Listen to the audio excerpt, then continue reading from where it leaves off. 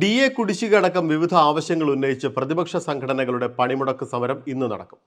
UDF അനുകൂല service സംഘടനകളും BJP അനുകൂല സംഘടന ഫെറ്റോയും ഉൾപ്പെടെയുള്ളവരാണ് പണിമുടക്കുന്നത്. അടിയന്തര സാഹചര്യത്തിൽ ഇല്ലാത്ത അവധികൾ അനുവദിക്കില്ല എന്ന് വ്യക്തമാക്കിയ സർക്കാർ സമരം നേരിടാൻ ഡയസ്നോൺ പ്രഖ്യാപിച്ചു.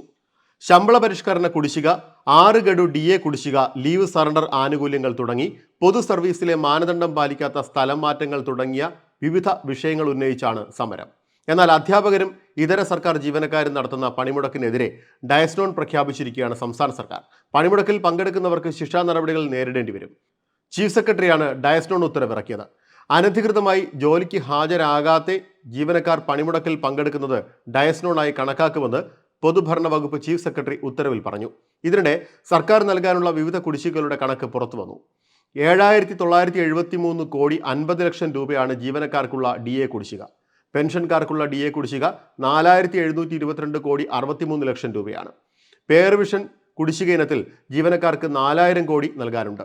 ചീഫ് സെക്രട്ടറി സുപ്രീം കോടതിയിൽ സമർപ്പിച്ച കണക്കുകളാണ് ഈ പറഞ്ഞത്.